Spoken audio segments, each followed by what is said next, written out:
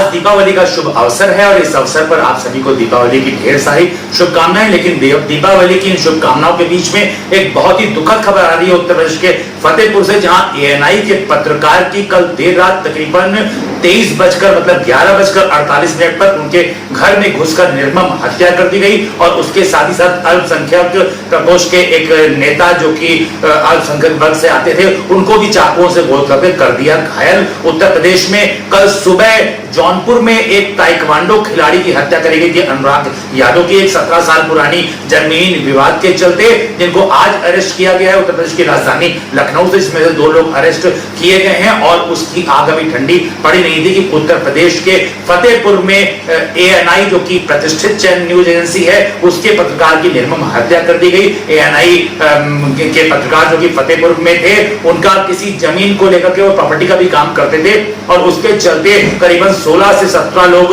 वो जहां पे रह रहे थे यार्ड में, वहां पे आ गए और उसके बाद ये मामला फतेहपुर के सदर कोतवाली का बताया जा रहा है और वहां पे वो रहते थे।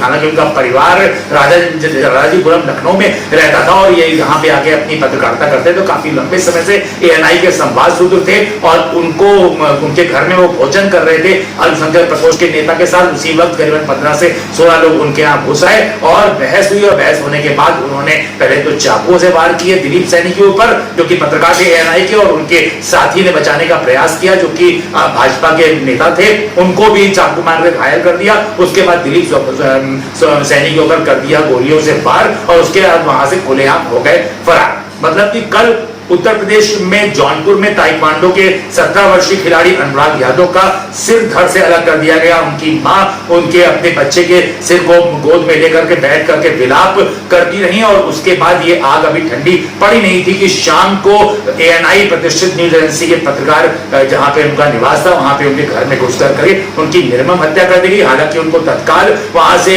जिला अस्पताल लाया गया, उसके बाद उन्हें कानपुर एलएलआर रेफर किया गया। लेकिन एलएलआर रेफर जब किया गया तो रास्ते में ही उनकी मृत्यु हो गई और लेकिन उनके इलाज साथी का इलाज एलएलआर हॉस्पिटल कानपुर में चल रहा है, जहां पे उसमें कुछ सुधार के संकेत दिखाई पड़ रहे हैं। लेकिन उत्तर प्रदेश के अंदर कानून व्यवस्था बिल्कुल चरमराती जा रही है। हालांकि मुख्यमंत्री योगी आदित्यनाथ का यह दावा है और उत्तर प्रदेश का मंत्रिमंडल भी इस बात का दावा करने से चूकता नहीं है कि जीरो टॉलरेंस की सरकार है, वो किसी प्रकार से अपराध को बर्दाश्त नहीं करेंगे। लेकिन अपराध रुकने और थमने का नाम नहीं ले रहा है, ये जिसका जीता जागता प्रमाण है एएनआई के पत्रकार की हत्या। उसके बाद उनकी मां ने बिल्कुल अनशन पे बैठ गई वहां भी चौराहे पे उनको समझाने का। सुशील दुबे सीओ और पुलिस के अन्य आला अधिकारियों ने काफी प्रयास किया। उनकी पत्नी लखनऊ से आई थी, उनका भी रो को काफी बुरा हाल था। उनका कहना था कि उनके सास और ससुर काफी वृद्ध हैं और उनके 2 छोटे-छोटे बच्चे हैं।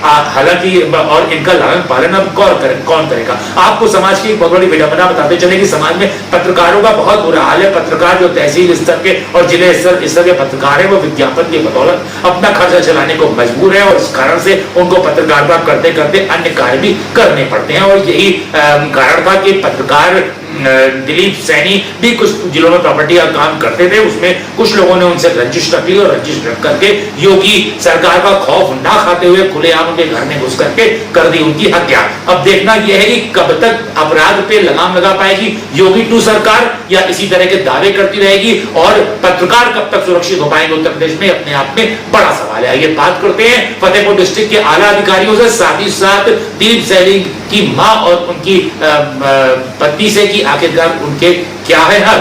बड़ी खबर उत्तर प्रदेश के फतेहपुर डिस्ट्रिक्ट और जौनपुर से। जनपद फतेहपुर के अंतर्गत थाना कोतवाली क्षेत्र में कुछ युवकों के बीच विवाद की स्थिति उत्पन्न हो गई, जिसमें एक युवक दिलीप सैनी, जिसकी उम्र लगभग 38 वर्ष है, को चाकू मारकर घायल कर दिया गया। इनको तत्काल इलाज हेतु ले जाया गया, जहां पर डॉक्टरों के द्वारा इनको मृत घोषित कर दिया गया है। साथ ही साथ इस घटना में एक अन्य युवक भी घायल हुआ है, उसको भी इलाज हेतु अस्पताल भेजा गया है। प्रारंभिक जांच में यह तथ्य सामने आया है कि ये सभी युवक आपस में एक दूसरे के परिचित थे और किसी बात को लेकर इनके बीच विवाद की स्थिति उत्पन्न हुई थी। पुलिस के द्वारा प्रकरण में मुकदमा पंजीकृत किया जा रहा है। सभी तथ्यों और घटनाओं की गंभीरता से जांच करके अग्रिम विधिक कार्रवाई की जा रही है।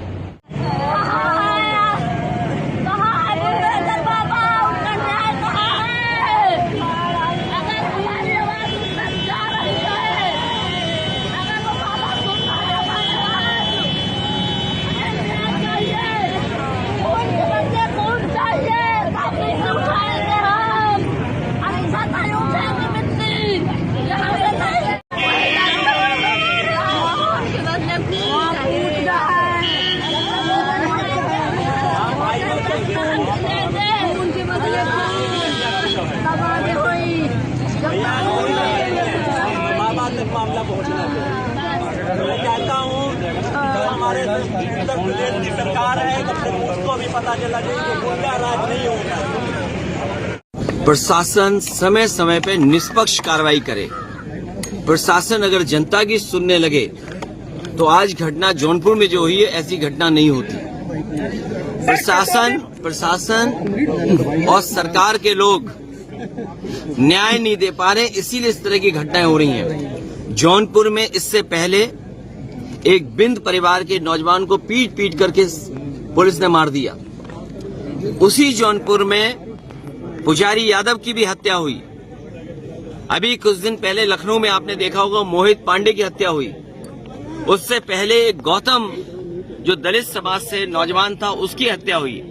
तो ये कस्टोडियल डेथ और पुलिस मनमानी कर रही है। इतना करप्शन और भ्रष्टाचार कभी नहीं हुआ होगा जितना इस सरकार में हो रहा है। और बीजेपी वाले बचाने वाले लोग नहीं हैं, बीजेपी के लोग फंसाने वाले लोग हैं। ये लोगों को फंसाते हैं, बचाते नहीं है, फंसाते हैं। और बीजेपी किसी की सगी नहीं है, ये हमसे मत पूछो, ये बीजेपी वालों से पूछो। और बीजेपी वालों से बेहतर कोई नहीं जानता होगा कि बीजेपी वाले किसी के सगे नहीं है।